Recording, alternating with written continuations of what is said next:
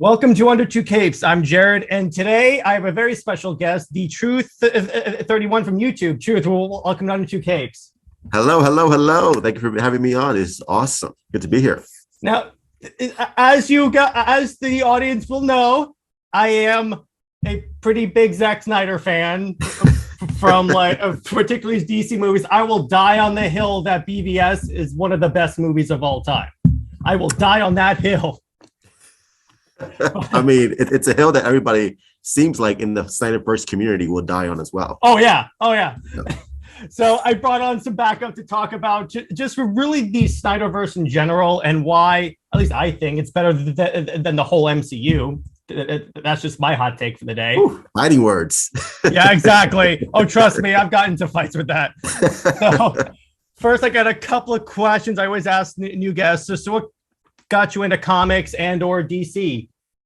Well, my introduction to DC was the Batman animated series. I was 6 years old, watching the first episode, and I was just amazed, like, wow, like, who is this Batman? Like, what is this world? Even at 6 years old, I was like, I knew I was witnessing something special and unique because, like, the cartoons I used to watch wasn't like this. This was very adult and mature, but still had that kid-friendly vibe to it. So I thought the balance was great. So that was my introduction. And then I never was really into comics. It was mostly through the animated shows like the Batman, the Superman animated series. That's what made me fall in love with Superman as a character. I was just like, okay, like what is this DC world? And then that's where I was going into my introduction to the comics based on the animated show. So I read, mostly DC comics, the Batman comics, the Superman comics, and all that stuff. So and then I fell off for a little bit. I got older, school, girls, all that stuff. Of course. Yeah. And then I watched Man of Steel. Oh, because the previous Superman films, like Superman Returns, wasn't really my jam. I was just like, okay, I like Brandon Routh. I think he's great. But I was just like, okay. And then I watched Man of Steel. I was like, wow. It's like, okay, like what? Like this is a Superman movie I've always wanted to see my entire life. And Man of Steel will always hold a special place in my heart because after watching that movie, I was like, listen, I need to go back into reading comics. And that was my journey into reading comics again based on Man of Steel. Because I was like, this is it. Like, this is a Superman movie that I wanted to see. Like, it's a modern Superman movie. It. Yeah, like they got it. Just like with Nolan with Batman films, he got that. Snyder got with Superman, he got it. He nailed it. And that was my journey back into DC Comics again. So, like I said, Man of Steel will always have that special place in my heart for me. That's interesting because you and I share a very similar journey back into comics because I got into DC from like the Justice League Unlimited cartoon. Yeah. Quality entertainment right there. Yeah, it's a great show. And so I got on and off into comics. It wasn't really my thing. And then the Snyder Cut gets announced. And then I was like, okay, you know what? Because typically what I'll do is that if there's like a movie coming out that I really like, I'll just go back and read my comics just to like get reacquainted. Refresh, yeah. And then I was like, why wasn't I reading this stuff before? I'm reading like Blackest Night and I'm like, this is dope. This is so good. Like why isn't this translated into live action? I need to see this on big screen. The next question, I get the feeling I know what the answer is, but DC or Marvel, which is better?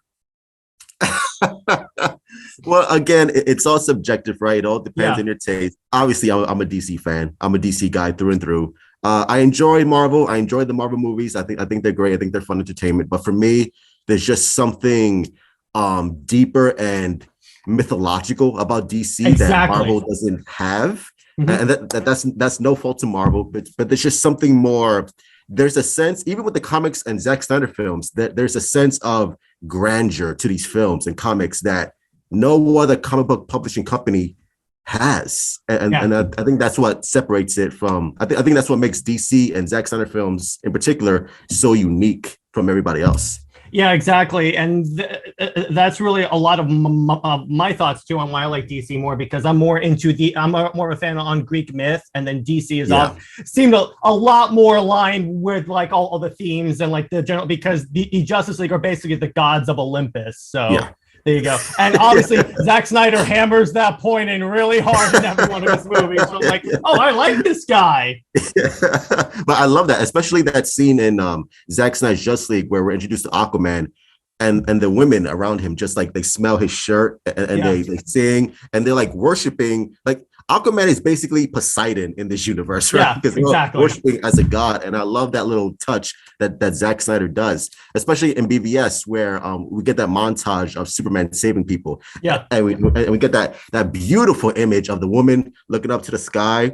Yeah, and yeah, they're worshiping him as a god. Like these are the gods, the Greek gods of this earth, and the way Zack Snyder treats it with such respect and such love and care. That's what I love about this. For me, anyway. Exactly. Another scene that really speaking of Superman being treated as a god is that scene in BVS where like he saves that girl from a fire and he lands and everyone's laying on hands of him. So I'm like, they're all touching. I'm like, plus the fact Superman like 80 times throughout the Snyderverse assumes the Christ T pose. So I'm like, okay, I get what you're doing, Zach. You're kind of hitting it on the head there. Well, I like it though. It is like that's part of the character. It's like, okay, sure. I get it, Zach. I get it. And also Superman is the Jesus Christ of the DC universe. So I'm like, you're gonna have that. Yeah, he's the savior of everyone in this universe. Again, but I like that. It shows respect and a level of understanding of who Superman is. And again, that's why I love Zack Snyder. Yeah, and I don't think he gets enough credit for, first off, how comic book accurate his stuff is, but because it's like when you look at it, it's like take for instance when BVS came out, that not a lot of people like Batfleck because Batman doesn't kill, but these are the same people that hold up Michael Keaton as the best Batman. I'm like, he dropped a grenade in someone's pants. I'm pretty sure he killed someone. I'm pretty sure he burned someone alive in Batman Returns with his Batmobile. So it's like, okay, how do you justify that? I never know. There's a lot of like logical inconsistencies with these people, bro. All right. What's your favorite comic book event? It has to be a recent one, the Dark Side War. That's mine too. Yeah, I love that. First of all, like the art by Francis Manapul, Jason Fabak or Fabik.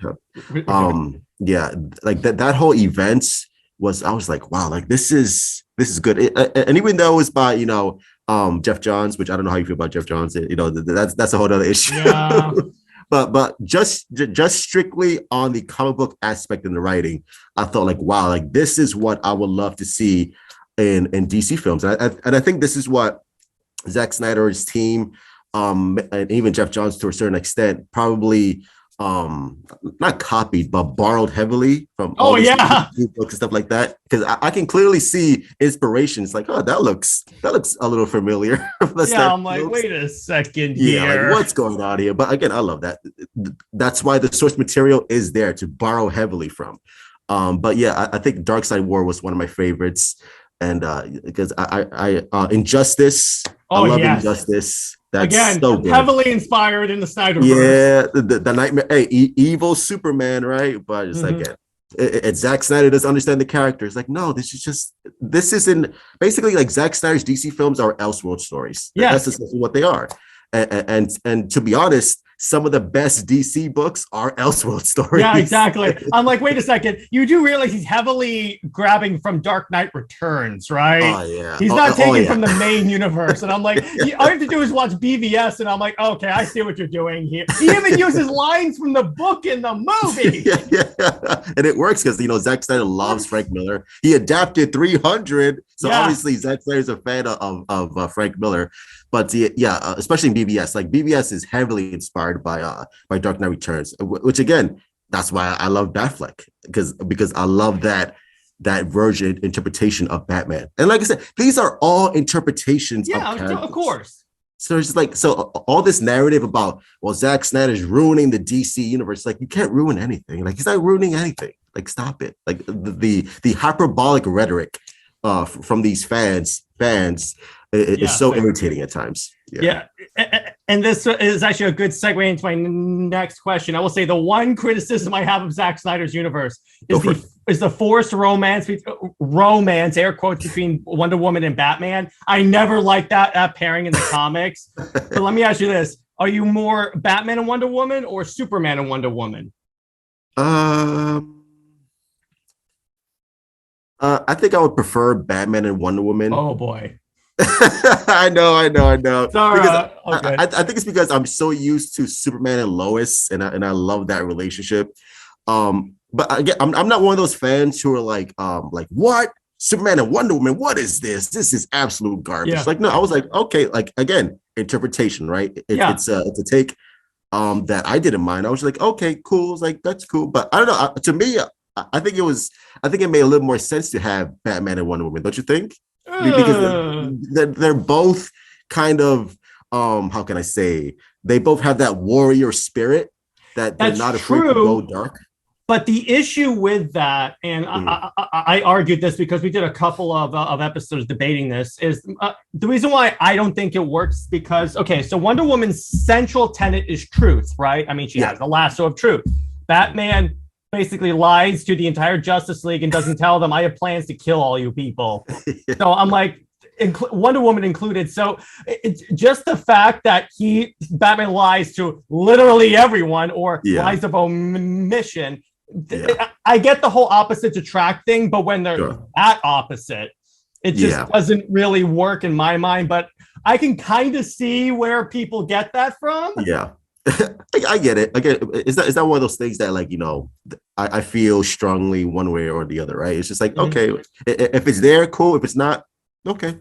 What's hilarious is I did a poll on our Instagram. It's like, how many of you like asking people to give me your arguments for either the Wonder Woman or Superman and Wonder Woman. So anyway, no one knew that there was a comic book series for Superman and Wonder Woman's relationship in the New 52. So immediately I call up my co-host and I'm like, okay, we're covering this now.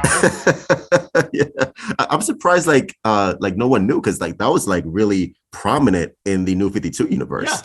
That was like on Facebook, all the news articles, and I was like, "Wait a second, how do you not?" The power couple, Superman. They knew the relationship existed. They just didn't know there was a comic book series examining it. Which I'm like, that's also on DC because DC has had a terrible time advertising stuff. So especially with their comics and I feel like their animated movies as well. I feel like their animated movies should get more promotion because they're really good for the most part. I don't know why it doesn't get that much attention or coverage. Plus, let's put it this way: DC animated movies are the one group of films that consistently destroy anything with a Marvel logo on it. Oh yeah, 100%. Well, I don't know if we can make the argument now with the What If series on Disney Plus. I don't know if you watched that. Yeah, I did. Yeah, that's Marvel approaching that level of goodness, so they're catching up. Yeah, but they're not there yet. DC did try to rush Injustice, which I'm like, as an Elseworlds version of the storyline, it was fine. Yeah. But first off, why are you taking that massive comic book event into one movie? And why do you change the things you change? It should have been a series like Invincible. Just like 1 season, 2 seasons, 3 seasons. And just like, I watched Injustice. I was like, what? This is not it. The Flash dies. I'm like, wait a second here. When did this happen? I said I had to like go back and read Injustice. Like, wait a minute, did that happen? Like, no, it is. Why did they change it? No, but dude, if they made an actual comic accurate Injustice, but with the blood and gore of Invincible, that would be dope as hell. Oh my god, it would have been amazing. I don't know why anyone at DC was like, hey, let's just do this as a series. I'm like, Jim Lee, you're supposed to know all this. Is anyone in charge here? Like, what's going on? That's another question. But all right, next one. Most underrated comic book movie or TV series? Ooh, does it have to be DC? I said no. I said comic book. Oh, comic book. Underrated comic book. I feel like the New 52 Aquaman doesn't get enough love. That's true. Well, Aquaman in general doesn't get enough love. Well, actually, until Momoa, everyone thought the dude was a joke. Yeah. It's like Aquaman. It's like, please. But then Jason Momoa comes in and suddenly, again, kudos to Zack Snyder and Jason Momoa for taking that character is like, okay, everybody knows this is a joke character. So let's just, cast one of the biggest, baddest dudes in Hollywood. Jason Momoa is like, okay, and guess what? I don't hear any Aquaman jokes from now on. Yes, and here's how you know it was a good idea. DC changed the appearance of Aquaman in the comics to look more like Momoa. It was awesome. The minute you have Aquaman being thrown by Cyborg going, my man, I'm like, yes. By the way, that was the one part of the Snyder cut where I was like, please be in here, please be in here. Yeah, please. I was like, please. And then he said, but I'm like, I knew it was going to be in there because that's a Zack Snyder thing. There's no way Whedon was that smart. I was like, thank God it's in here. Yeah. But the new 52 Aquaman was great. Rebirth Aquaman was dope. Rebirth Aquaman had a great run. Mm-hmm. Like, let me say this: DC Rebirth was fantastic at first. Yes, every book was hitting. I lost so much money on DC Rebirth with Superman, Aquaman, Batman Detective, Action Comics, especially the Superman and Superman Action Comics were phenomenal. Those were my favorite books. And then I don't know what happened. It kind of just lost traction. They brought in Brian Michael Bendis. That's what happened. Yeah. I tried to give that book a run with Brian Michael Bendis, and I was just like, yeah, this is just not for me anymore.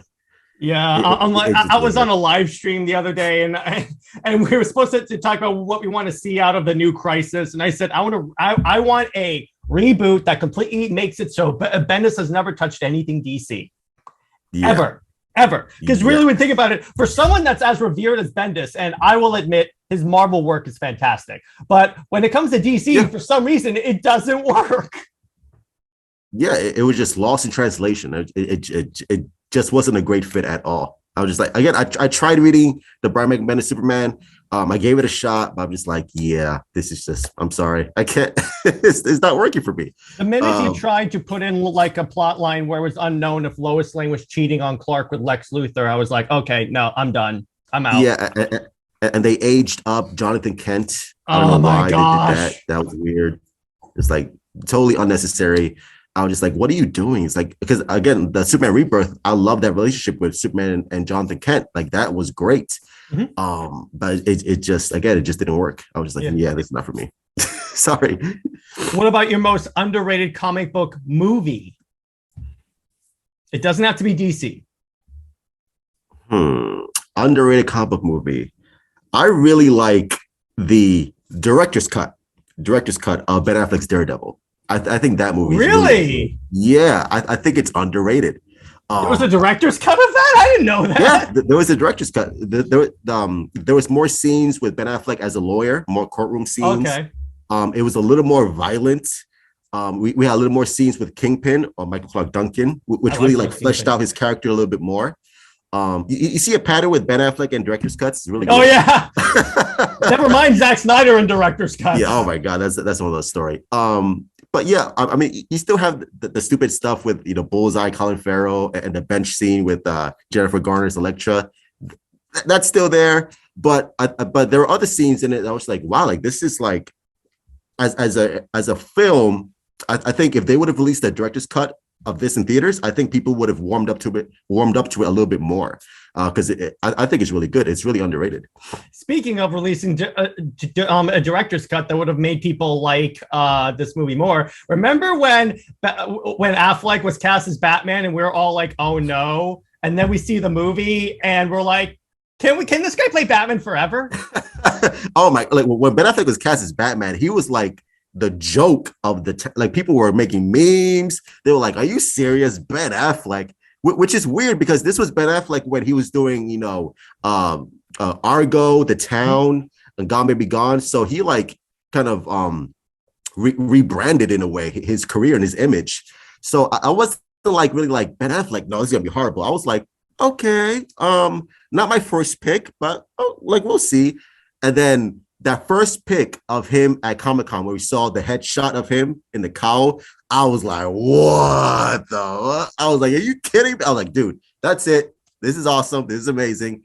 And then we saw, the trailer and everything. I was just like, dude, like what sold me as Batman was actually watching BVS because up until the following scene, I was like, okay, this guy's pretty decent. Then when I see the warehouse scene, oh my god, then I was like, okay, so first off, that's when I definitely realized that I love Zack Snyder, because he basically made the movie version of an Arkham game. So yeah, I'm like, much. oh, this is so dope. And then I just love, first off, they gave him a voice changer, so he's not having to do the whole Bale. Where's the trigger? Yeah. I'm like, why didn't no one do this before? This is way Especially better. Nolan. Like you would think Nolan would be the first one to think of this, but okay. And then it's Batman with like machine guns on the bat plane. So I'm like, oh, okay. That's one of my favorite scenes in Zack Snyder's Justice League, after he crashes and the parademons are going into the dropship. The lights of the Batmobile turn on and they just guns down the parademons. That was awesome. I think everything about his performance was great. The costume was amazing. It was like that Jim Lee Dark Knight Returns costume. I just love the look of his Bruce Wayne. I love his Bruce Wayne. I think he's like the first actor where I love this Bruce Wayne and I love this Batman equally. Yeah. Mm-hmm. As opposed to like, you know, previous actors where it's just like, I love your Batman, but not your Bruce Wayne. Or I love your Bruce Wayne, but not really your Batman. To me, Ben Affleck is the only actor that I was like, I love both versions. I love your Bruce Wayne and I love your Batman. So he's the go for me. My favorite is, this was after Wonder Woman came out, and I was driving to school listening to NPR for some reason, and they were talking about Wonder Woman. They were saying this is what Batman versus Superman should have been like, because we're so dark and depressing. And I'm like, first off, it's really a Batman movie, and you're talking about a dude. Even my mom was like, you're talking about a dude that watched his parents get gunned down at a very young age. What are you talking? And then me, I'm like, this is why these movie reviewers should not review comic book movies, because they don't get that it's a different character. Yeah, and they always compare it to Marvel. It's almost like it feels like they would compare Star Trek to Star Wars. Well, they're both set in space, so how come? Where are all the philosophical debates in Star Wars? It was like, no, like they're different brands. Star Wars is lightsabers and fighting. Star Wars is more of the intellectual, philosophical debates about society. Like just because Marvel and DC are both comic books doesn't mean they want or should do the same thing. And why do you want the same thing? I don't understand that.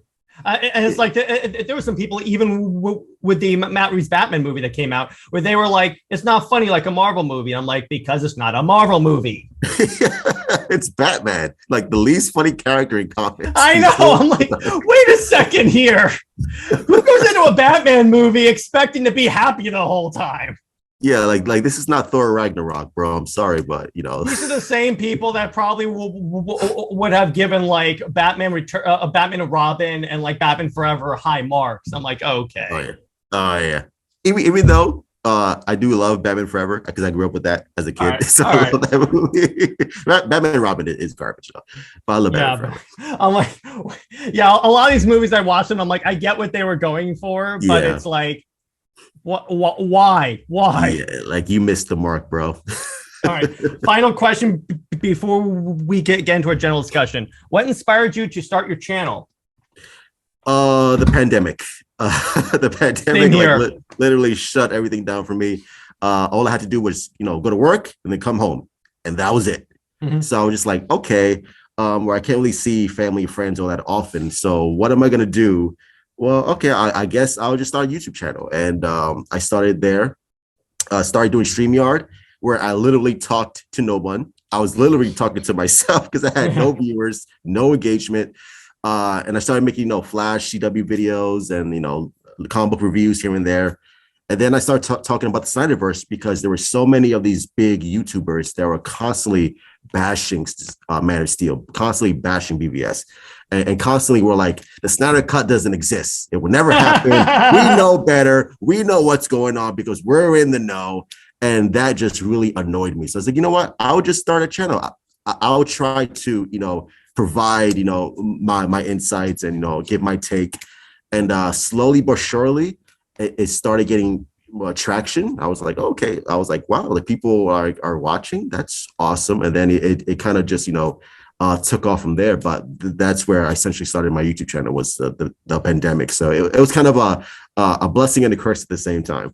Yeah, with us, it started because a buddy of mine and I needed something to do during the pandemic because we couldn't like hang out. Then the Snyder Cut gets announced, and I'm like, well, I know what we're doing. And then it was like and it turned out that all of our SnyderVerse stuff was like some of our most watched content. So I'm like, okay, I guess we're doing this now. People are actually watching. Yeah, I'm like, wait a second here, this is great. And then we started getting a lot of traction because apparently people like positive depictions of the Snyderverse, particularly after Zack Snyder's Justice League. Because if you notice, after the Snyder Cut came out, the whole narrative around the Snyderverse rapidly changed to the point where even Rotten Tomatoes was like, we were wrong to give Man of Steel a horrible rating. And I'm like, oh, wait a second. You mean we were right the whole time? Like, this is what we were saying from the very beginning, people. Thank you. You're late to the party, but at least you showed up. I did an episode with Enosh from Poindexter Lounge, and we took an article from 2017 critiquing BVS and went through it and like refuted all the points. It was kind of funny is that all of these points, and I mean that sincerely, all of them were made by someone who clearly didn't watch the movie. And I'm like, wait a second here. That's typically how it goes, right? It's like, oh, it feels like you didn't watch the movie. Oh, you didn't watch the movie. Okay, or you misinterpreted it, which is fine. But yeah, like all of the complaints are just like, I can easily just refute this, change this, and it's like, yeah.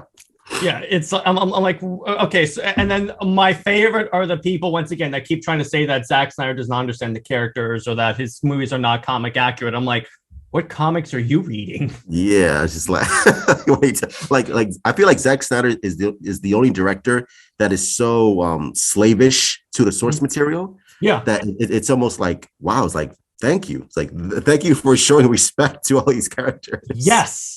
It was kind of funny is that when the executives take over, you notice how the movies that come out aren't exactly the highest quality, like Wonder Woman 1984, or as we both know very well, Justice League. Oh my, yeah, that was just a whole nother level of train wreck. I was like what happened? It's like it's almost, it's not even so bad it's good. It's so bad that it's kind of hard to watch. Like it's so cringe and you feel uncomfortable, especially like when you know the backstory. Just like, dude, I can't watch this. Like I literally can't watch this. It's so bad. It's like when I first got out of the movie, I was like, okay, that was pretty cool. It was a Justice League movie. I had those blinders on, and then Zach posts on Vero all the stuff that was taken out. Then I hear the backstory and I'm like, okay, that's it. I want this. And I kid you not, when we were sitting down to watch the Snyder Cut, in my mind, what kept going through my head like a mantra is, please don't suck, please don't suck, please don't. Yes. It would be really disappointing if that sucked. Like we were all on pins and needles, like, oh my God, like what if this is not going to be great? And then we watched it. I was like, okay, this is great. Zack Snyder, you're the man. Yeah, I was sold the minute the Superman entrance in the final battle scene happened with the axe in the shoulder, or the Flash running back in time that won an Oscar. Yeah. So I'm like, wait, I'm like, oh, this is way better. What are you talking? And second off, I'm like, why would you take this out? That was my other thing I kept saying while watching the movie. I'm like, why would you take this stuff out? Those were the exact same thoughts I had. It was just like who was watching Zack Snyder's cut and said, yeah, this doesn't work. This is not good. It's like, well, are you serious? Like, are you kidding me right now? It's like I want names, I want numbers, I want addresses. I want it's like who literally watched Zack Snyder's cut is like, yeah, this is garbage, guys. We need to completely rework everything. It's like you guys should be fired, all of you. From top to bottom. Fortunately, with the Discovery merger, a lot of those people were fired. But it's like when you look at the Flash scene, I'm like, you took that out? Yeah, because they didn't understand it. That was the reason that they gave. And how come even the normies understood it? Yeah, like what is hard to understand? He's reversing everything. It's like, well, you guys, is this the same studio that made Inception and Interstellar? But you guys, I'm like, wait a second. Why would you replace the Superman coming in with the axe hitting his shoulder with he just shows up and goes, I believe in truth? I'm like, replace the scene where he goes, oh, I'm not impressed, bro, and then he just completely destroys stuff. The great thing about that scene, by the way, is that throughout the entire movie, they keep like hinting that the forces of apocalypse are scared of Kryptonians, and then Superman shows up, and I'm like, okay, that's why. Yeah, it makes so much more sense. I'm like, wait a second here. Or why even remove the black suit, because the studio said it was too scary, but yet in Man of Steel he wears a black suit. Yeah. So I'm just like, I don't understand the logic here. And have you read the comics? Yeah, it's just like I was baffled. I was like, what is, like, this studio is incompetent. It's incompetent. Exactly. In fact, that actually watching the Snyder Cut kind of got me a little angry too, because I'm like, we could have had this 4 years ago. Yeah. You don't even have to put out the full 4 hours. You could have had them like trim it down a little bit, put it in the movie theaters, and then just release the 4 hour cut on DVD. That would have been something. Yeah, and I don't know how you feel about the 4 hour cut. For me, it goes by like that. Yes, like I love that quick. too. But here's the thing. What's kind of funny is that it's been compared to like Lord of the Rings. Lord of the Rings is much longer. Feels much longer. And Warner Brothers could have easily released a 3 hour cut of this movie. Easily. Oh yeah, easily. Because like the pacing for this film is just like boom, boom, boom, boom, boom. Like you're out of there. Just like, wait a minute, it's 4 hours already? Like, wow. Yeah, it's like when we were watching it, it's like it's already at part 3, and I'm like, wait a second here. It feels like if it was kind of funny, it feels like the actual length they wanted Justice League to be in. It feels like 2 hours. And Justice League feels longer. Justice League feels like an eternity. As someone that grew up on the Justice League, I'm sorry if I'm not into Avengers with Justice skins on them, okay? Yeah, it's just like, and that's what the studio wanted. They wanted Avengers 2.0. Just like, dude, like that's not what, no. That's not. It's kind of funny. If you look at all the criticisms that have been levied at Zack Snyder's like directing style with the DC characters, all of that is because of studio mandates. They said, we want a Justice League. Get us there now. So he had to like do his best to set it up, because he has said that he didn't want to jump to Justice League, but they made him do it. Yeah. So I'm like, okay, guys, you're blaming the wrong dude. Yeah, and he had to, make do with what he had, and I thought he did a great job with what he had to do. I was like, okay, well, this is the best. It's like even with the Atlantean scenes where like they're speaking like dolphins, and then everyone's like, why aren't they actually speaking? Because they didn't tell him what to do. They didn't give him anything. What do you expect him to do? It's just so sad that everyone blames Zack Snyder, but I feel like the narrative slowly but surely is changing around Zack Snyder and his DC movies, especially like when you mentioned the Rotten Tomatoes and people are actually supporting and liking the Snyder Cut. I was like, yeah. I mean, when you actually let directors direct and let them tell their vision, Nolan is a good example of this. Good content. Nolan's a good example of that. His Batman trilogy is beloved, although I have severe issues with some portions of it, i.e. the Batman voice, but still. Yeah. But it's like, and also when you look at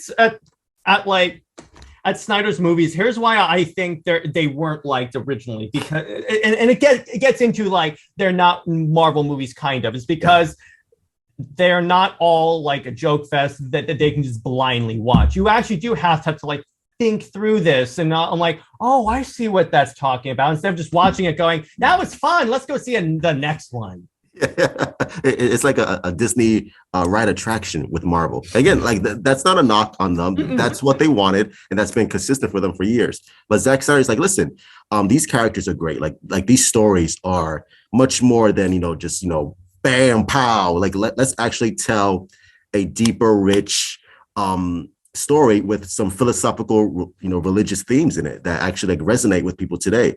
And I think that's why these movies have the staying power that they have. And that's why people still to this day talk about Man of Steel. They still talk about BVS. And now, with Zack Snyder's Justice League, I feel like with Zack Snyder's Justice League, it's more, how can I say, mainstream than maybe Man of Steel BVS.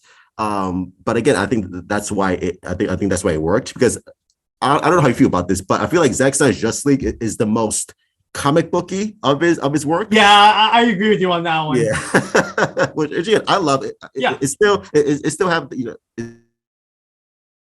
still has those dark themes and undertones, but I feel like it's more mainstream, which again I like because I love Zack Snyder's Justice League. Plus, like, here's the thing: I remember specifically, first off, being completely shocked with the positive reception of the Snyder Cut. I mean, I figured I knew it was going to be better than Justice League because you get. But so many people that are anti-Snyder, they have told me. I will say Zack Snyder's Justice League was way better, and I'm like, at least we can agree on that. I'll take that. We'll talk about that. But it's like the other thing that was trending besides Zack Snyder's Justice League was I was wrong about Zack Snyder. People rewatching BVS and Man of Steel going, that makes sense now. And I'm like, and my reaction was, it's almost like you have to be patient. He's like telling a long form story, which again I love. And like you said, people are just not patient. It's like we want it now. We want things resolved quickly. It's like just wait, just let the man tell his story. Don't worry, it all makes sense. Especially with the nightmare sequence of BVS, when they first watched that, it's like, what is this? Like, where did this come from? And then you watch Zack Snyder's Justice League, you're like, oh, okay. Oh, now I know what he was trying to do. Oh, okay. I'm like, yeah, it's like just wait, just be patient. Yeah. And then when you read like his storyboards on where the storyline was going, and I'm like, first off, going back to what we're talking about favorite comic book stories, when I was reading those storyboards, I'm like, so this is basically Dark Side War. Yeah. Except Batman's not on a chair that gives him all the knowledge in the universe, but it's pretty much Dark Side War. Which would have been amazing if you saw that. Oh my God. All I want is Superman to show up and beat up Darkseid. That's what I want. Yeah, I want to see that, and I want to see the evil version of Superman with Henry Cavill, because I think Henry Cavill can pull up both, which would be awesome. He can. And then the one thing I want to see Zack Snyder's version of the Green Lantern Corps, because they're supposed to show up at the end, and I'm like, oh please, because I want at some point I want to hear them do the oath in unison as they're blasting Parademons. Yes. Like, come on. Please, just give me that one thing, and you will earn my loyalty forever, Zach. You already have it, but you'll get more. At least he gave us that one-shot Kilowog, just like dead on the floor. Yeah. I was like, oh, Kilowog. Awesome. And then Jon Stewart was supposed to be at the end of the Snyder Cut, but Warner Brothers be Warner Brothers. So I'm like, yeah.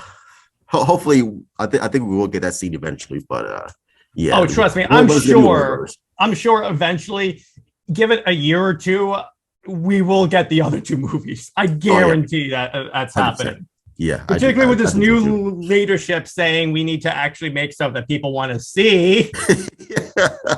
What better content than Snyder Cut HBO Max, please? What trended 1.5 million times on Twitter?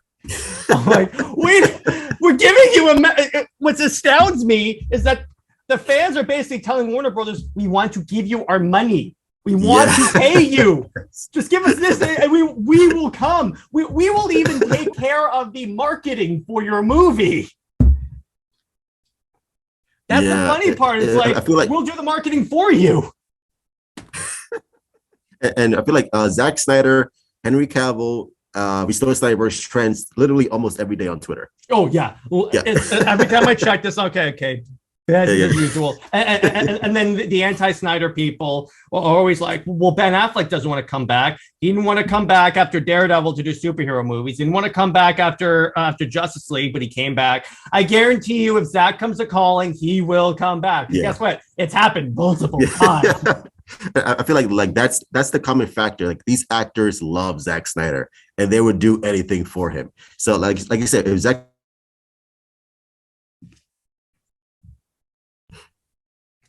Can you repeat that? You kind of froze. Froze. I feel like everyone loves Zack Snyder. Yeah. So I feel like if Zack Snyder came back with complete creative control, oh yeah, everyone will come back. It was like and do just like 2 and 3. And then if Ben Affleck's hesitant, they're like, hey Ben, you can even do your HBO Max series that everyone wants to see where you fight Deathstroke. Yes, amazing. Yes, please. Which, first off, Joe Manganiello's Deathstroke looks amazing. Like he looks awesome. As a hardcore Slade Wilson fan, I was like, oh, this is so, particularly with the mohawk and the nightmare sequence. I'm like, this is so cool. He looks so awesome, so good. And again, it's just like, another wasted opportunities. Like, dude, like you have it here. All of this is laid out in front of you. Like, yeah, what's kind of funny is that this is what I tell people: like Zack Snyder or not, ignore you like Zack Snyder. At least he has a plan. Yeah,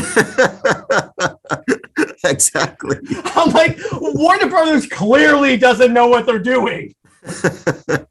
They're just like literally they're throwing stuff at the wall to see what sticks. That's it. Let's throw that. Boom, boom. It's like, no, dude. Like Zack Snyder has a cohesive plan. So even if you don't want to use Zack Snyder, use his plan. Just do what he laid out in front of you. Yeah, he gave you an outline movie, and that's why it's like when I read that Variety article talking about Zaslav wanting to create like to separate DC from Warner Brothers and make it its own thing like Marvel Studios, and I'm like. Yeah. So you're saying you want to do something that should have been done when the minute they decided to make a cinematic universe? Ding, ding, ding. Wow. Surprise. What astounds me is that they're so desperate to copy Marvel, but they didn't copy one of the things that made Marvel successful. A plan. A plan. Yes, exactly.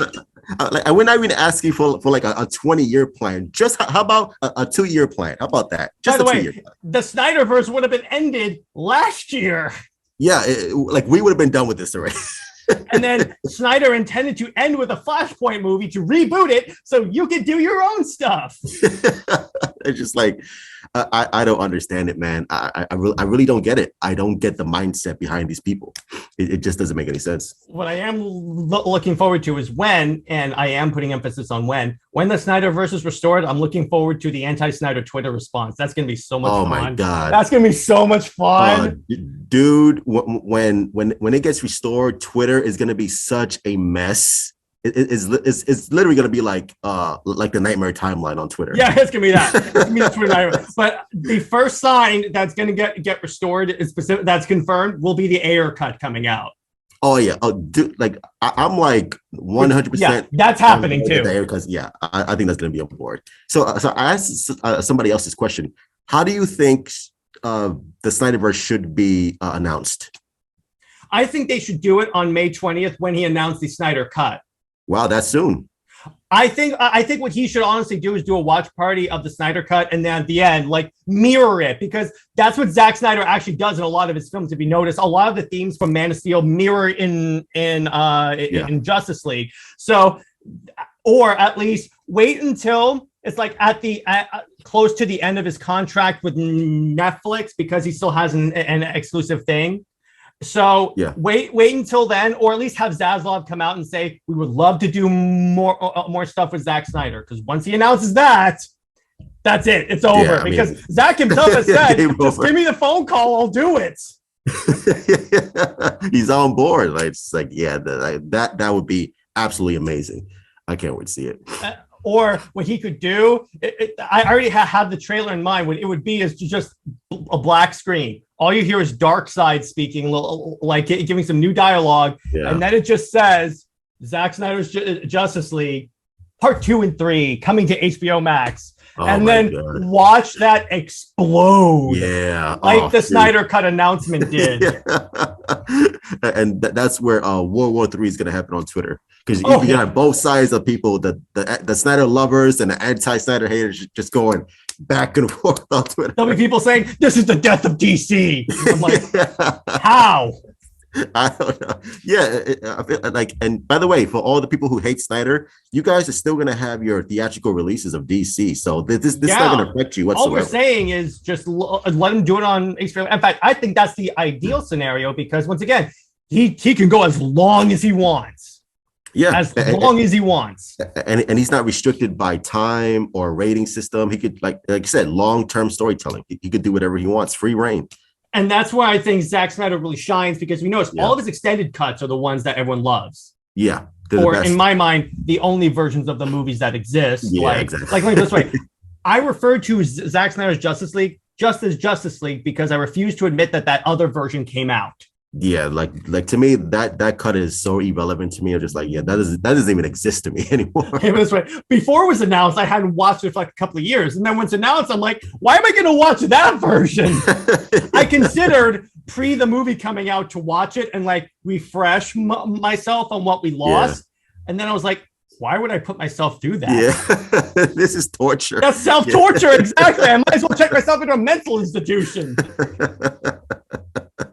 It's like, so bad. It's like, but I definitely 100%. I will put my reputation on YouTube at risk and say it's going to happen. There's no way it doesn't happen.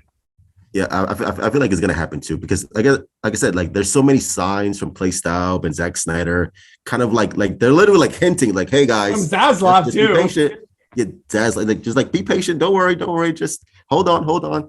And I feel like it's gonna happen eventually. Well, but let me ask you this: how do you think they're gonna announce it?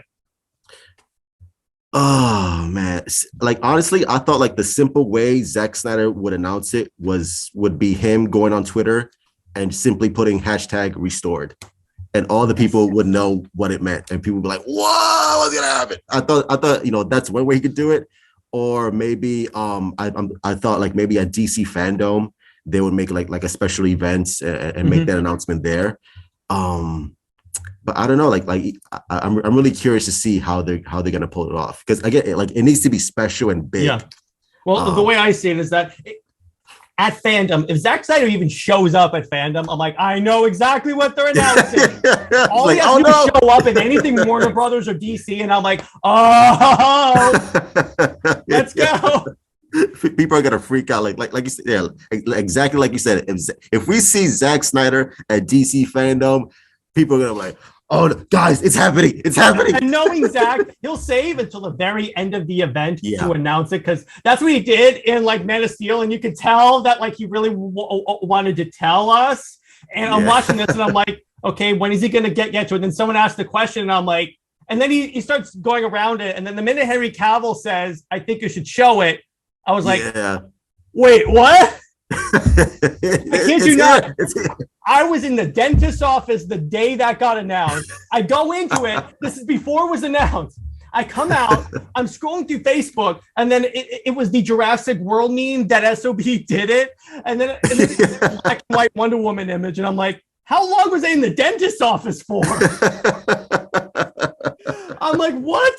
Because I did not think that was going to happen at all. Yeah, like we were all kind of hoping it would happen, but we weren't sure. But like you said, once we saw Henry Cavill, I think that's when people were like, I think it's gonna happen. I think it's gonna happen. And then he says, I think you should show it. I was like, okay, dude. I'm like, and then the collective internet lost their minds. Yeah. Oh my God. It was a pure joy to be a SnyderVerse fan and a Zack Snyder fan that day. It was just and like, the trailer. The first actual trailer came out the day after my birthday. So I was like, thank you. That's awesome. It came out on Valentine's Day. So I'm like, oh, thank you. It's 1 day late, but I'll take it. But it's like one of my things. The reason why I love this movie so much is because it brought us back to that grandeur of the Justice League. And it felt like it actually was the first time it felt like a Justice League movie as opposed to an Avengers movie. So really, and as a fan who got into DC because of the Justice League cartoons, I was like, oh my gosh, this feels so great. Yeah, it feels so awesome. And by the way, at the end of Zack Snyder's Justice League, when you have that iconic shot of all of them standing together, doesn't the music sound like Justice League Unlimited? Yes, or the one from the first 2 seasons where it's their silhouette. Yeah, I was like, oh my God. I was like, wait a minute. Still brings me to tears right now. And also, speaking of mirroring, you notice they're all in the sun, harkening back to Man of Steel when the father said they will join you in the sun, Cal. And I'm like, oh, okay, so I see what you're doing there. It's so good. I love it. Oh my gosh, this is so. One more thing I always tell people whenever they're anti-Snyder, you do realize that all your favorite versions of Aquaman and Wonder Woman were cast by Zack Snyder. There was no way they would have cast Jason Momoa to play Aquaman. No, there's no way. And right, like I can't even picture anyone else but Jason Momoa as Aquaman. Like to me, he's just Aquaman. Like badass. Why would you try and imagine anyone else as Aquaman? You're talking about a dude Aquaman's that so cool. Surfed and a parademon through a building and then just did a hair flip. He made Aquaman awesome. Like he surfed on the Batmobile. Yeah. Him riding the Batmobile with Batfleck, awesome. He has like so many great moments in that film, which is amazing. And let's not forget the part that really was like an eye opener to me, because I was always wondering after it was announced, Ray Fisher came out with all of his accusations. Yeah, I was wondering why you're so upset and everything. Then I see the movie and I'm like, oh, I understand now. Yeah, like they completely butchered his part in I'm like, Justice League. wait a second. You're all about holding people up and having like a diverse cast of characters and all that stuff, but you minimize the role severely of Cyborg and make it so he's the joke. Yeah. There's a word that starts with an R. Yeah. Like he's literally the heart of the movie. Like he's so good in the movie, and the fact that you just cut him out and minimize his role and have him say "booyah," and there were so many stupid scenes in the Joss League cut. It just like it really baffles my mind. It's like how did this happen? It's like what Flash happened? falling into Wonder Woman, Ugh. the constant camera shots of Wonder Woman's rear. Yeah, it's I'm just like, I'm it's like, so Josh, bad. you're really Wonder Woman constantly obsessing over Steve Trevor. Yeah, it's so there's so many weird looking shots. And the CGI looks horrible. Yeah, Ben Affleck smiling. And let's It's not like, why forget, is he wait a smiling? second, you put a family next to a nuclear reactor. That's your first issue. And then you minimize Flash by having just run them out and then having Superman just lift a building flying through the area. Yeah, the dialogue was atrocious. It was like everything about that movie is just it's like a bad nightmare, and I'm so thankful that we have Zack Snyder Justice League so we can erase that abomination. It's gone to the point where as soon as I watch that movie, I refuse to watch any other Joss Whedon superhero movies anymore. Yeah, it's just like yeah, like I mean, I watched Avengers, but here's the thing: I'm convinced that he is the most overrated director, except for like Firefly. That I'll give you. But in terms of superhero movies, he's overrated because I watched Avengers and Age of Ultron. I'm like, Avengers was only popular because it was the first time we'd ever gotten that. Age of yeah. Ultron sucked because it was Age of Ultron. Yeah, and the first Avengers movie, it looks like a TV show. It doesn't have like that cinematic quality to it, like a Zack Snyder film. So, like I said, it's like I said at the very first time, like you're watching all these superheroes together, you're like, oh, but over time, it doesn't have that rewatchability.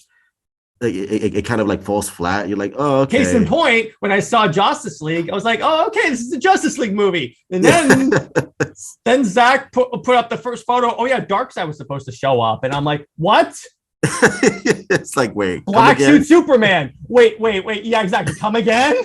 Wonder Woman's supposed to decapitate Steppenwolf. By the way, Steppenwolf was also heavily butchered. Oh my god, he was a joke in that movie. Joke. It was like what? Plus, his design. I'm like, why are you putting Liam Neeson in the movie? Yeah. Why is there a PS2 video game character in this movie? It's like this doesn't make any sense. And then when you see, like, first off, what astounded me watching the Snyder Cut is how good the VFX was, based upon the fact that they finished the VFX in like a relatively short time. Like Steppenwolf's emoting, the Flash running back in time. I'm like, you did all of this in that short amount of time? And it all looks so visually stunning. It looks so beautiful. At the Speed Force scene, the Flash run through time looks glorious. I want to take screenshots of the entire movie and just hang it on my wall as art. Yeah. Superman doing this. Exactly. That entire movie looks like a painting. It looks so like a comic book. It looks like an Alex Ross comic book, and that's what Zach said is that he tries he always tries to like mirror comic book panels in his movie. You can definitely see it. So I'm like, that's why I love his stuff, because it's like you're going back to what you said about this movie being the most comic booky, and I'm like, in this case, it's not an insult because it's like it's that first off, you're based on comic book characters, so it has to be kind of comic booky, and then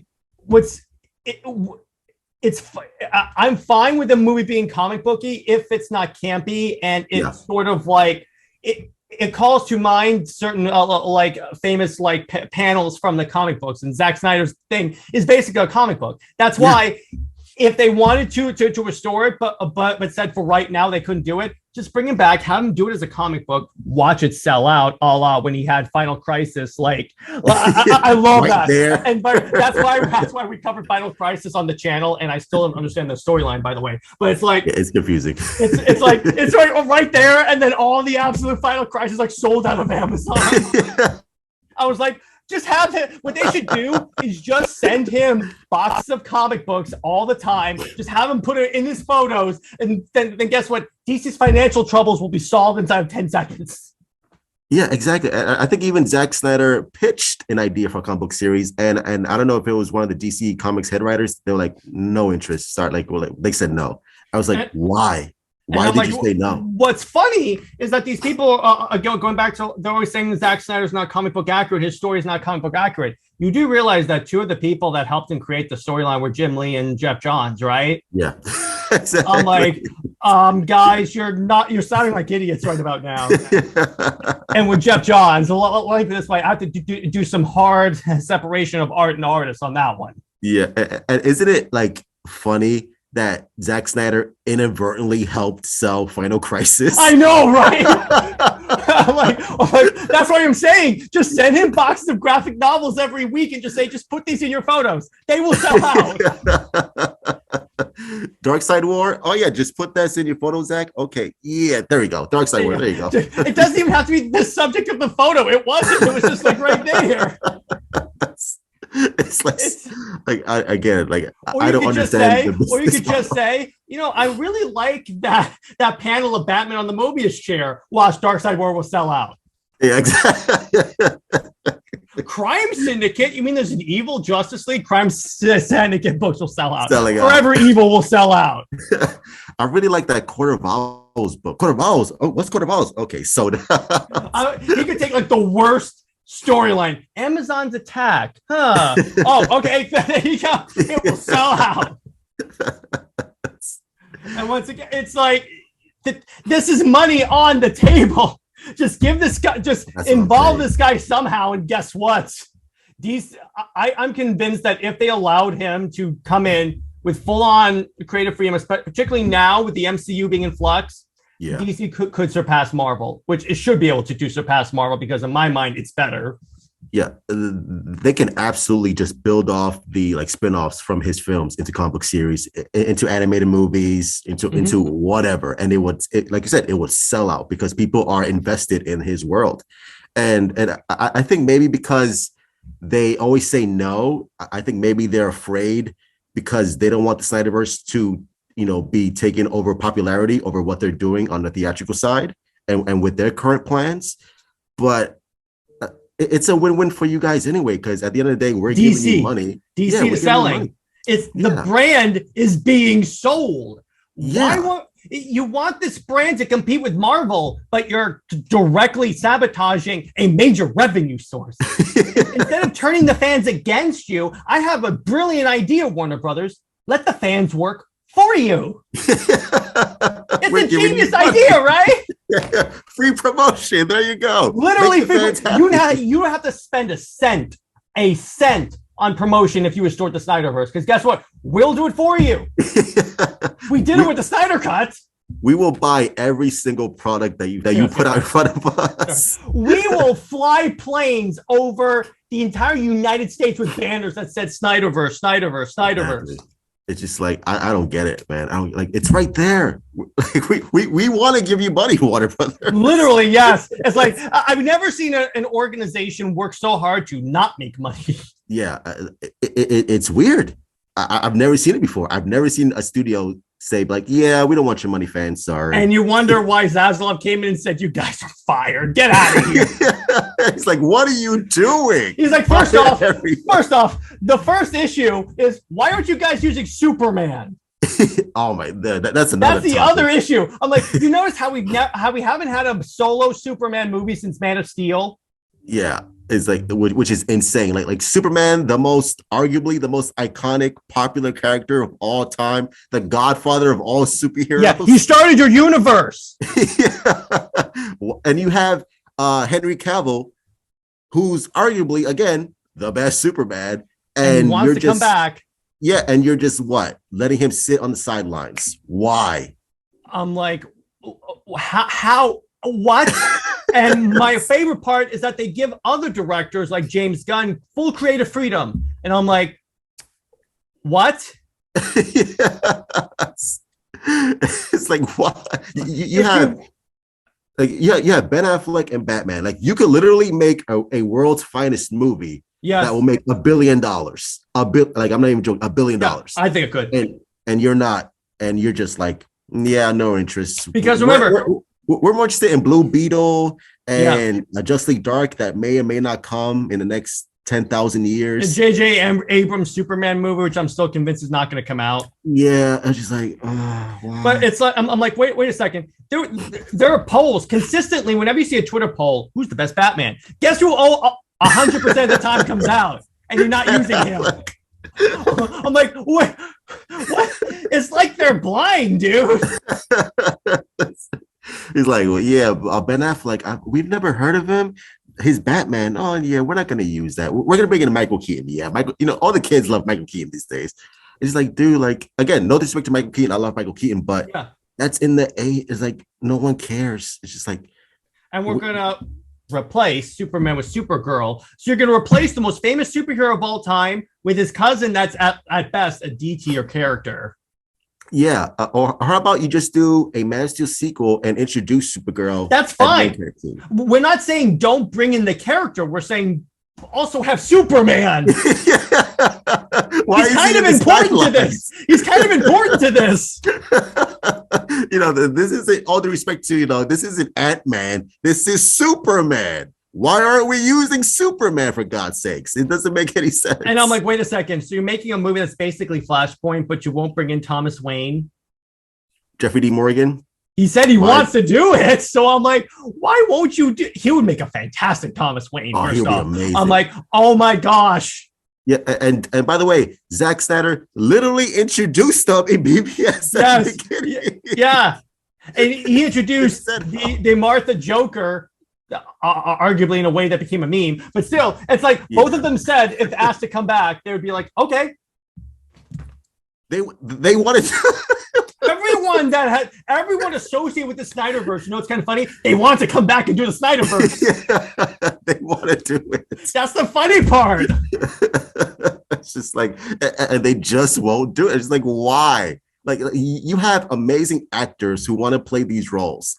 It's just like, and you're just like, no interest. Sorry. Yeah, we're just gonna put that on the sidelines. I don't. And then don't forget, they called the fan base toxic. That's a great idea for a business. But by the way, they said that after the Justice League came out. Here was their issue. They had that statement come out after Justice League came out, and everyone was on board with it. So they're calling everyone toxic. Exactly. Like yeah, mainstream celebrities talk about Zack Snyder's Justice League and praising it. Like it got so much press, and you would think any other studio would be like, wow, like people are talking about it in a positive light. Let's actually utilize this and make a brand. And Cernoff literally came out that Monday morning. He's like, yeah, we're not gonna follow up on this. Sorry.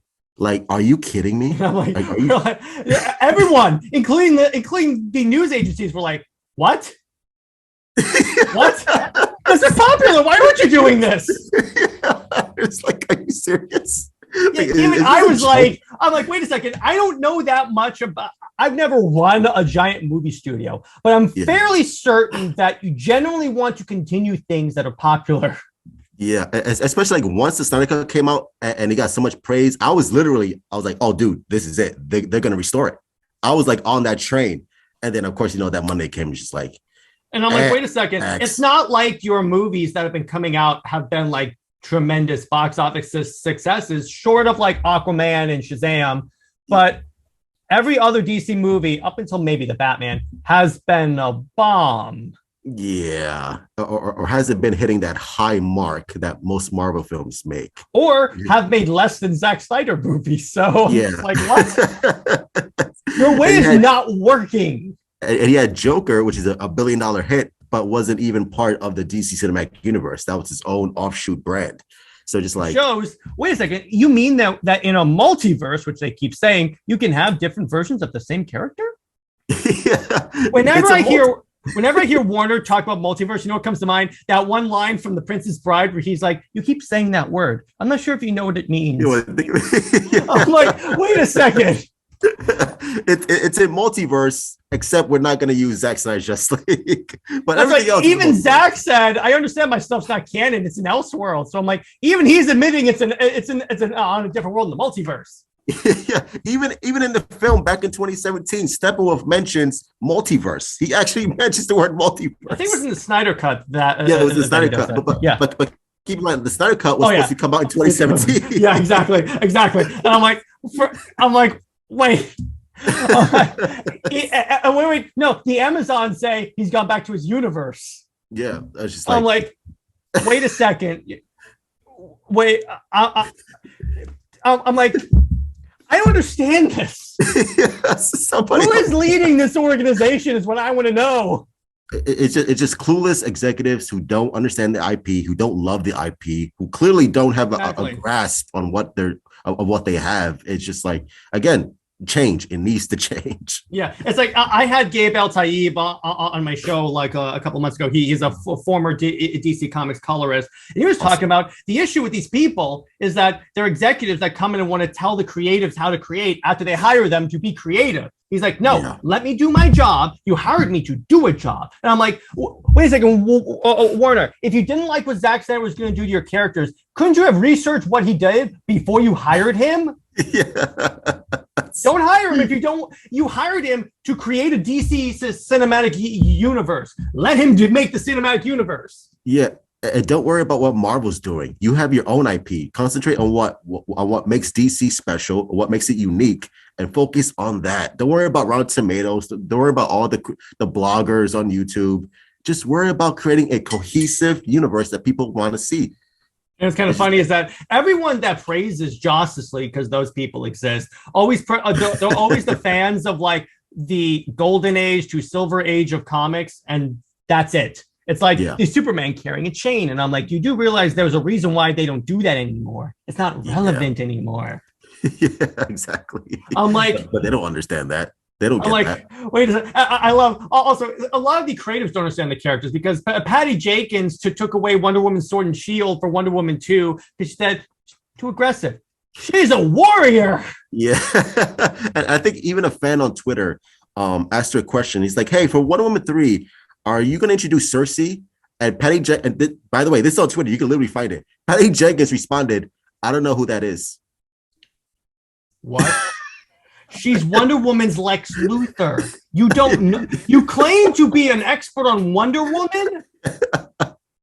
Literally, you can find this on Twitter. I swear to God. James Wan clearly has done his research into Aquaman. Yeah, I loved it. I don't know how you feel about Aquaman. I loved Aquaman, man. I think it's a fun film. Loved it. It was fun. I really don't care if it's connected to the Snyderverse. It's a really good movie. Same thing with Shazam. I enjoyed Shazam. Yeah, I enjoyed Shazam too. My point is, these two directors understand the character. And I'm like, wait a second, Patty, how could you have such a dramatic shift from Wonder Woman 1? You know why? Because guess who was a producer in Wonder Woman 1? Guess who was involved in Wonder Woman 1? And he also had the writer Alan Heinberg, who actually wrote comics. He wrote Wonder Woman comics, so that's why the film was so good because he actually knows the character. And I'm like, why wouldn't you do more of what? Because Wonder Woman was like one of the most popular movies of all time, and I'm like, why wouldn't you do more of that? Instead, she tried to make a Superman 78 knockoff. Yeah, basically had Wonder Woman raping someone. I'm like, what? Yeah. What? I think what Patty was trying to do was make the Linda Carter TV show, but modernize it for this generation. But it doesn't work because no one really cares about Linda Carter's Wonder Woman. All due respect to Linda Carter. I love Linda Carter. I mean, but it just didn't translate well. Plus, and this is another criticism for Justice League, why shouldn't it come out? And this links back to Wonder Woman, because it's such a dramatic tonal shift from the previous movie. It's like BVS to Justice League. I'm like, what happened here? Or it's like Wonder Woman to Wonder Woman 84. Plus the fact that she clearly has never read a comic that features Maxwell Lord or Cheetah. Oh my God. Yeah, those adaptations were just you could have done some great stuff with Maxwell Lord. Oh my God. And Cheetah too. Cheetah's a great character in the comics. And you could have explored that so much more deeply. And it was like a Saturday morning cartoon. That's what it was. That's what they were. I'm like, you executives do realize that no one wants Saturday morning cartoons anymore, right? By the way, even the DCEU, the Justice League Unlimited, Batman the Animated Series, they got really freaking dark. Yeah. I'm like, you claim that's the best version. That's why I always tell people also, because inevitably there'll be fans of those universes. I'm like, you clearly haven't watched those shows ever. Yeah, never. Especially like one of my favorite episodes from Batman the Animated Series is Over the Edge. That's with Scarecrow, Gas's Batgirl, Yeah. and they think Batgirl died because Scarecrow killed her. And I was like watching that as a kid. I'm like, wait, Batgirl died? Like, wait, Bane killed Batman and James Gordon? Like that episode was really, really dark. Even as a kid, I was just like, whoa. So I think Warner Brothers need to stop being afraid to take these properties into like really dark corners. Like you can still have, your light moments here and there, but for the most part, DC as a brand, it's mostly for adults. It's like, dark. It's dark. You notice most of the DC really popular storylines are the dark ones. I mean, yeah, they really are. It depends on the character because Shazam, I'm fine being a joke fest because that's the character. Yeah. Aquaman, fine because guess what? That's the character that Zack created, and you know what? It works for him. Yeah. But it's like when you have Wonder Woman, and then, but I love how people, by the way, there are some people that think that, and I got into this argument that they said that's not made for kids, the SnyderVerse, but these are the same people that hold up the Nolan trilogy. Yeah. I'm like, it gets to the point where I'm just like, if you just don't like Zack Snyder's version of the characters, just tell me that. But don't give me these clearly refutable arguments that are like not even arguments, they're like weak assertions, bro. And by the way, like kids, I don't know if you know this, but they really like all this dark stuff. And by the way, and this is what I responded with, no matter how dark it is, parents are still going to take their kids to it. Yeah.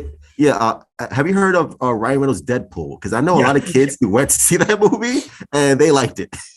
Yeah, I'm like, have you met today's kids? It's just they're these people. They're the same people that said that these movies have to be marketed to kids first, and I'm like, they did that, and guess what happened? Justice League. Yeah, and by the way, there's this thing called the internet where kids can go in and really see messed up stuff. So yeah, I'm like, you're not really saving them from anything. I'm like, what are you doing? And I'm like, these are the same people. Because my problem is that, and I told them, okay, so you don't want DC to evolve. Because yes, there was a time when DC was like that with the Super Friends, but they just detected that, guess what? These characters have to grow because otherwise we're going to be irrelevant. Yeah, exactly. Like if you took the Christopher Reeve Superman 78 film to today, it's not going to work. Yeah. And by the way, how do I know that? Superman Returns. They literally tried to replicate 78 Superman into the modern generation, and it just didn't connect at all. Yeah, it's like my problem, because I saw the Superman 78 movie shortly before Man of Steel, but my problem with it, and this is why I love Man of Steel so much, is that with Superman 78, he shows up on Earth. You have this being that's like got godlike powers that can, to quote Batman, burn the whole world down. He shows up and says, I'm going to help you guys. And everyone's cool with it. I'm like, that would so not happen. Not even back then like, when that movie's taking place, that would never happen. No, never, not in a million years. And again, that's why it's important to, for these characters to stay relevant to today. Because, you don't want these characters to be stale. Or be like stuck in amber, like we were in Jurassic Park or something like that. Yeah. Like you have to constantly keep the essence of who these characters are, but update it. And that's what Zack Snyder did.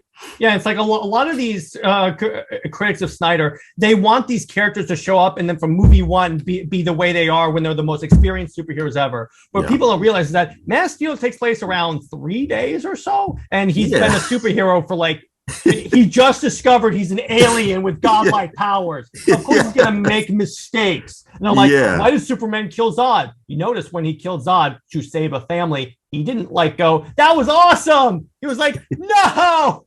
He broke down in tears in agony. I'm like, what? This wasn't Injustice Superman.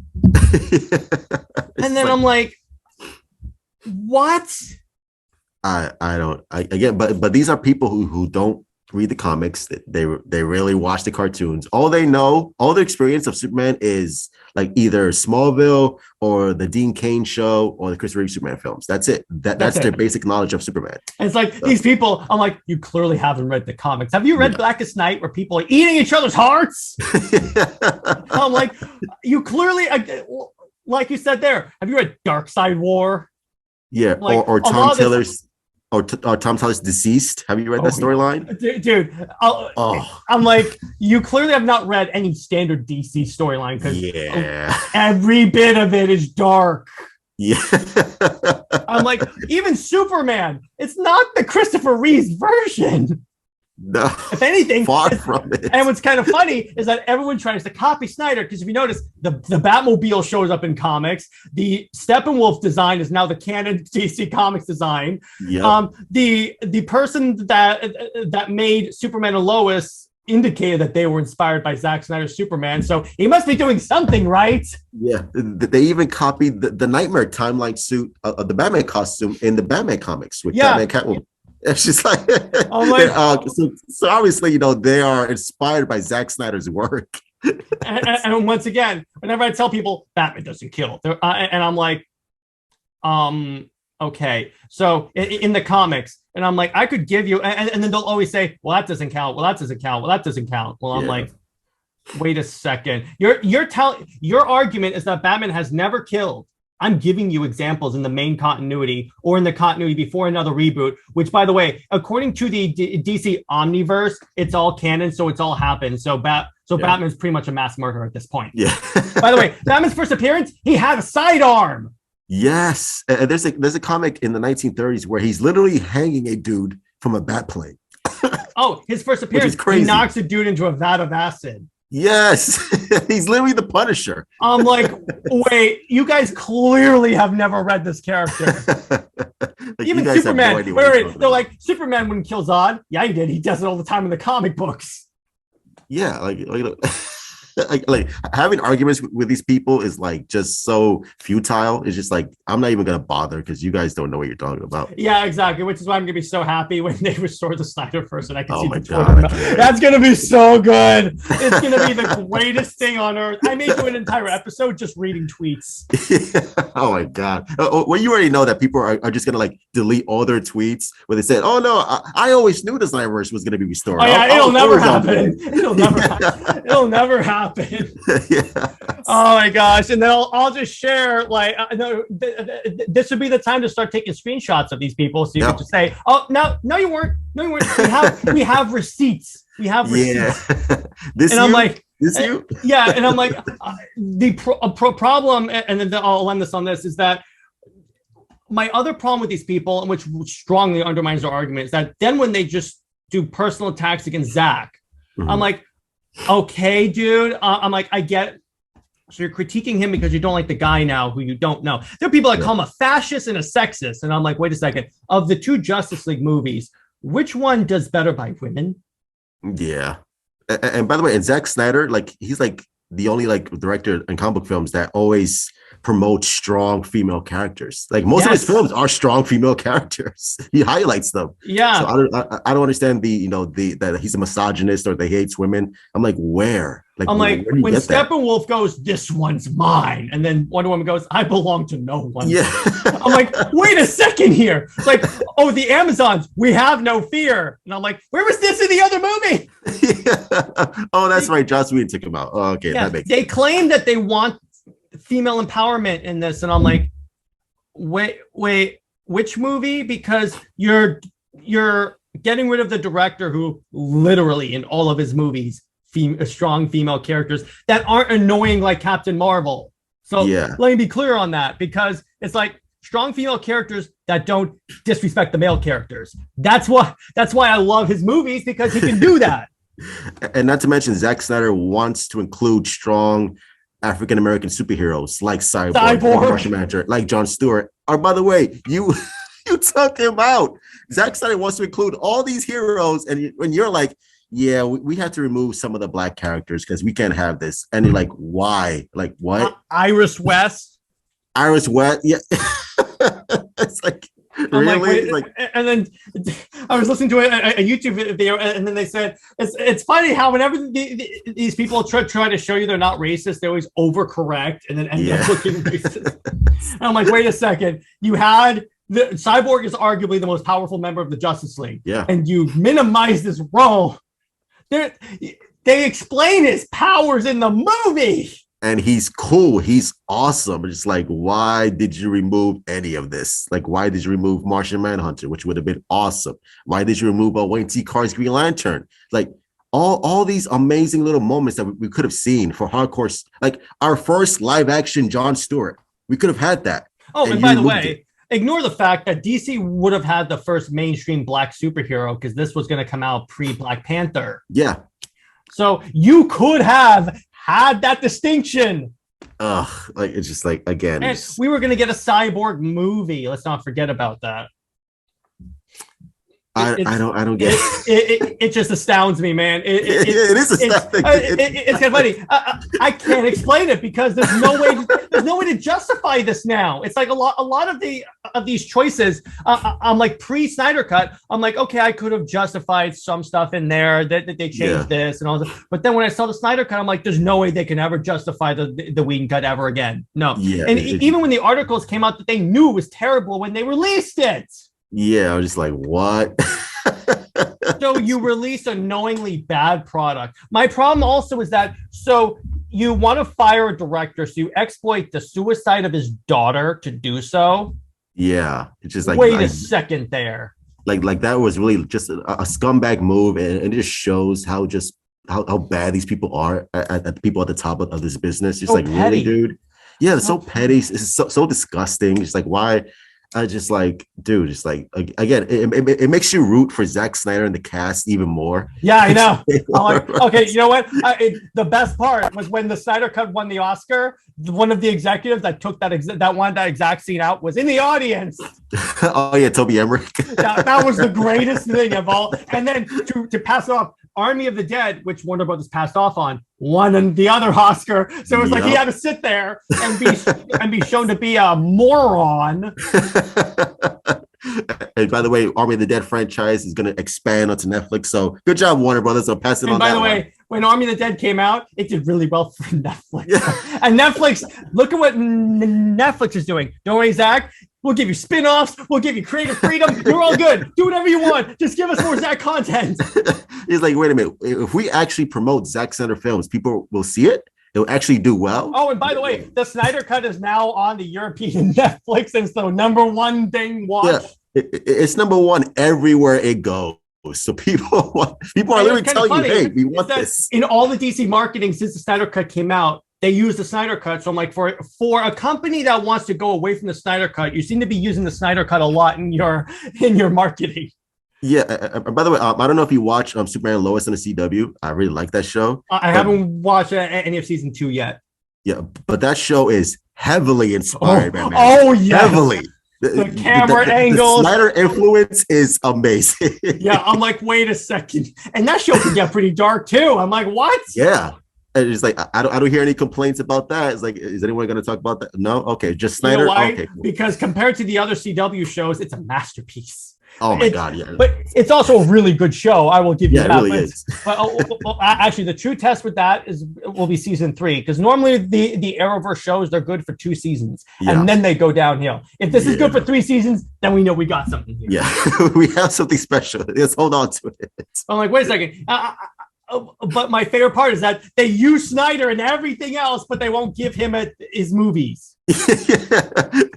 They will literally steal every frame, every slow motion shot, everything that looks Snyderish. Okay, we can use that template, but let's not hire Zack Snyder. Including screenshots like on HBO Max and the little banner for the. Yeah.